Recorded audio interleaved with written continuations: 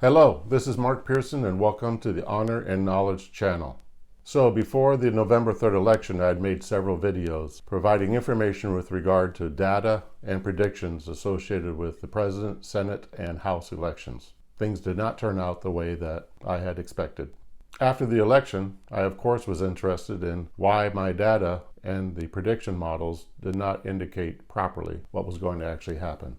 Therefore, I did a self-evaluation. I had to wait till data came out from the elections. I had to wait till the number counts were provided. This is the first of 4 videos that as a group will provide the results of my self-evaluation, the research, what I've learned since the election, with some conclusions and silver linings. I'd like to point out that I did stop actually watching the news after the November 3rd election. Added that to my do not watch list right there, along with all sports other than Army, Navy, and Air Force, Coast Guard playing football. Here's what the 4 videos are going to consist of. In this first one, I'll provide a summary of what I predicted. What did the data indicate? I'll also provide a summary of the actual results and compare that to what I had predicted. Next, I'll do an analysis of House seats and provide the results to you. Why the House, not the President and Senate? Because the House has a lot more points of information. It's a lot easier to develop trends, do common cause analysis on a lot more information than less.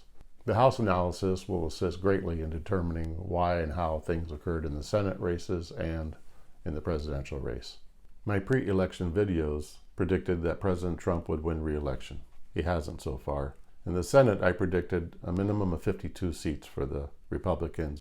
I assumed the Republicans were going to win Alabama, and that occurred. I assumed that between Maine and Colorado that we would lose at least 1, probably 2. But we lost only 1 in Colorado. Senator Collins won re-election in Maine. Those results actually feed well into the model that I developed as a result of doing the House analysis, but I'll talk about that then. In addition, the Republicans lost the Arizona Senate seat, and the 2 in Georgia are going to a runoff in January. One of them was guaranteed to go because of the way that Georgia does its elections. The one for Senator Perdue deserves a lot more discussion, and we'll do that in a different video. Regarding House elections, the Republicans started with 197 seats. My prediction was that they were going to lose 4 that were going to go to the Democrats. They would then gain 29 from the Democrats. 7 were toss-ups, and then there was 1 Michigan seat that was held by a Libertarian who had been a Republican, switched to Libertarian, and I predicted that he would lose and that the Republicans would gain that seat. By the way, that happened. The first 4 we'll talk about are those 4 that I thought were going to definitely go to the Democrats. Well, 2 did, the 2 seats in North Carolina. However, there was 1 in New York that surprised the Democrats and the Republicans, I believe, and it stayed with the Republican. This was a seat that I thought was definitely going to go to the Democrats, and I believe that the Democrat Party thought that it was definitely going to go to them also. Why is that important? Well, you're going to see as we analyze this that those areas where there was no big influence from anybody, and influence we will define later what that really means, where there was no big influence from anybody because nobody thought that it was going to go a different way than it ended up going. We're going to find out as we go through some individual House elections that because the result is very different from what was expected, those are very important indicators for what actually went on. You see, the exception to the rule supports the rule. Then there's the one in California, California 25th, held by a fellow alumni from the United States Naval Academy. I was actually betting against him. Well, in a big surprise, he's got a tiny lead over the Democrat. Has not been called yet, but as of right now, even if he lost by a few, that's a big surprise over what was expected. Those 2 holds by the Republicans in those 2 districts provide a huge amount of good information for helping to do research, because you see, not only do you need to develop a model about why things went a certain way, you need to come up with test cases to prove or disprove that model. We'll talk later about these 2 districts. Next, I said that there were 7 toss-ups, 5 Democrat and 2 Republican. Well, the Republican held their 2 and the Democrats held their 5. If you recall, I said toss-up means 50-50, so I had given credit to the Republicans for 3 and the Democrats for 4. The Democrats ended up keeping all 5 and the Republicans both of theirs. I couldn't glean any information directly out of the toss-ups. Then there's the 29 that I said would go Republican. 3 probably, 26 definitely, and then we can add the 30th, which was the Libertarian-held seat in Michigan that I thought was definitely going to go to the Republicans, and it did. So of the 29 seats that I thought were going to switch from Democrat to Republican, only 7 have. The 7th one, very interesting one, if you've heard the word sticky gate, that comes from New York 22. There were multiple counties in the congressional district, and apparently several of the counties did not follow the rules with regard to how to annotate ballots that they were going to count or not count, in spite of them not being perfect. They used stickies instead of writing right on the ballots.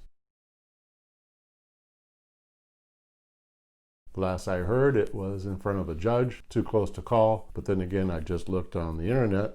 It looks like a Republican is ahead by enough to indicate to me that they're probably going to win. So we'll count that as a win right now. So that means 7 would go Republican and 22 stayed with the Democrats. That's what caused the problem, obviously, with the House not going to the Republicans and staying with the Democrats. So let's talk about those 22. I divided the 22 that didn't go to the Republicans into 2 sets. One that clearly were supposed to go, but ones that were definitely supposed to go. Of those ones that were definitely supposed to go and didn't, there were 13 of them. I used that group of 13 to do further analysis. Doing an in-depth analysis of each of these 13 districts revealed only one significant common characteristic. They were all located very close to big cities, Chicago, Atlanta, Kansas City, and so on. And to make a note of something now that we're going to use later on, 3 of these 13 were in northern New Jersey, next to each other. And there was a 4th that didn't go Republican that should have, that was not in the subset of 13. So there were 4 in northern New Jersey. After we hear the information in the next video, we're going to have a better understanding of how these 4 that did not go Republican but should have fits our model pretty well.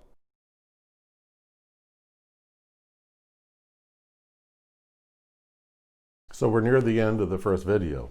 What have we discovered so far? Well, what I discovered was that number 1, the information I used, the data I used to come up with my videos before the election, the data was good. Nothing suspect there really. So moving on to what the results were in comparison, I'd like to point out that there were multiple predictions that the Republicans were going to lose House seats, including Dana Perino on Fox News said it.